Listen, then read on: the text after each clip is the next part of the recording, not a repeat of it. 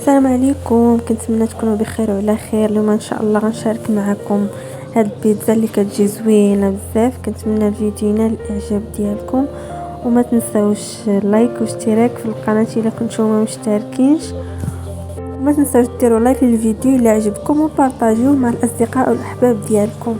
هنا درت 2 كيسان ديال الدقيق الابيض وكاس ديال الفينو، العبار بكاس ديال العنبه. الا ما متوفرش عندكم كاس ديال العنبه غتعبروا بالمعلقه 5 ديال المعالق كبار.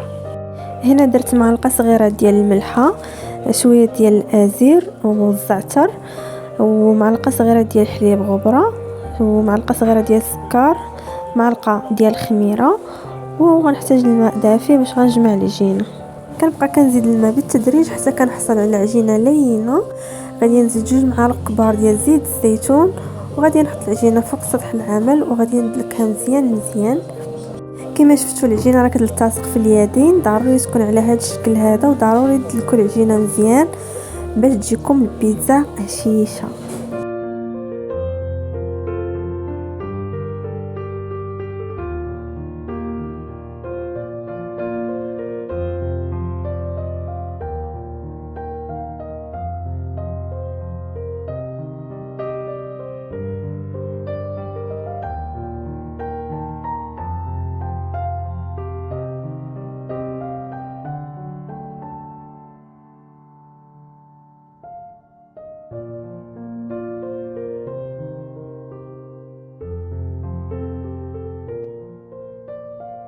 صافي بعد ما دلكت العجينه غادي نرشها بالفينو وغادي نقطعها على 2.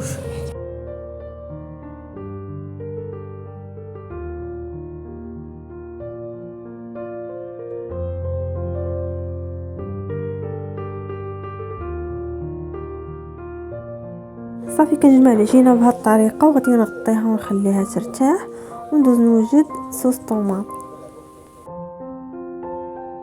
هنا طحنت 3 ديال الحبات ديال المطيشه مع حبه ديال الفلفله حمراء، زدت عليهم معلقه ونص ديال مطيشه الحك.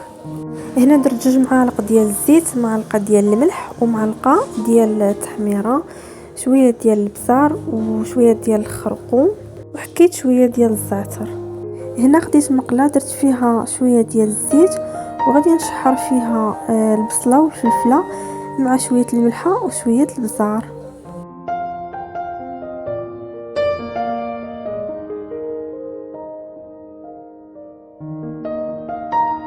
وفي نفس المقله غادي نشحر شويه ديال الكروفيت نخليهم يبردوا وندوز العجينه بعد ما كتكون خمرات. كناخذ اي صينيه كتدخل الفران كنرشها بالفينو، او لا كندير هذا الورق ديال الطبخ.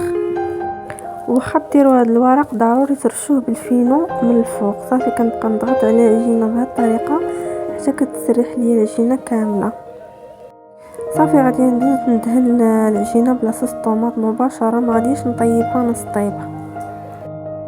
صافي نرشها بالفرماج من الفوق، نزيد الفلفله والبصله والكروفيت.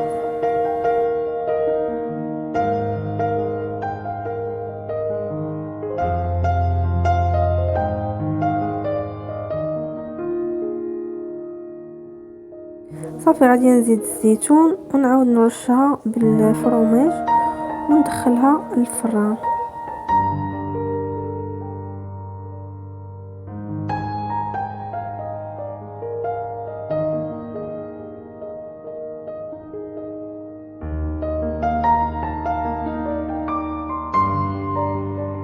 صافي وهاد البيتزا ديالنا واجده. كنتمنى الفيديو ينال الاعجاب ديالكم، وما تنساوش تشتركوا في القناه الا كنتم ما مشتركينش، وكنشكركم على المشاهده. والسلام عليكم، تسناوني في فيديو جديد.